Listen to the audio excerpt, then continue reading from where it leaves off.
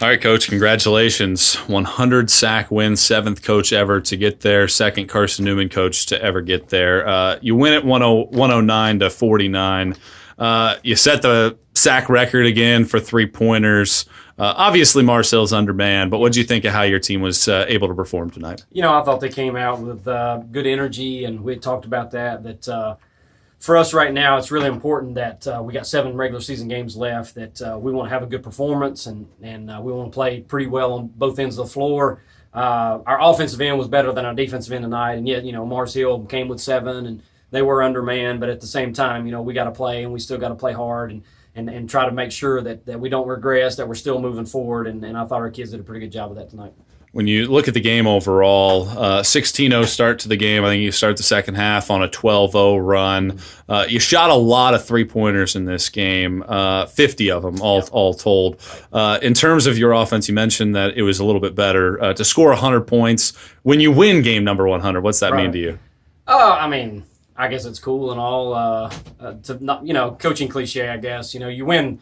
And I've already said this, Coach Benson and I talk about this all the time, and you're going to win a lot of games with great players. If you don't have good players, you're not going to win games. Coach, you have a little bit to say so in coaching, but I've been very fortunate in my 8 years here to have some really good talent and some really good local talent that have decided to come here. And, of course, we're stocked full of them right now with them all being Tennessee players. And, so I've just always been blessed here to typically have more talent than my opponent, and it makes my job a little bit easier. So very thankful for all those that were a part of the 100 sack wins, and shooting 53s, it's not something that you necessarily want to do, but they're going to zone a lot, and we're in our home gym, and I thought it was a good opportunity for us to shoot. If you're open, let's shoot it. We didn't need to take it inside a lot.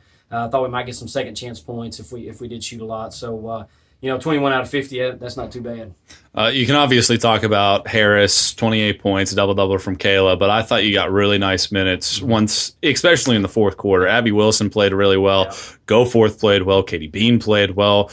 Those freshmen had been challenged. I think at Georgia College they didn't play very well. How have you seen them mature here? It's interesting you mentioned that, because I think we had a few games early to where we had a sizable lead and we had a lot of points on the board, like late third or early fourth, and we end up putting a lot of the freshmen in or say some deeper into our bench. And at one point in time, like Georgia College, we had all 5 freshmen on the floor. And I think it just kind of shows how much improvement they've made. And you typically get that in college. And they're going up against really good players every day in practice. And so, Beaton did a good job on the board. I thought Goforth came in, was really active. Obviously, Abby, you saw some flashes of her, especially with her speed and athleticism. Pierce scored close to the rim like we'd expect her. Harville made a jumper. All things that they probably wouldn't have done that early in the year. And, we got good production from them. So it was nice to be able to put them out there and basically outscore them 22-10 in the fourth quarter.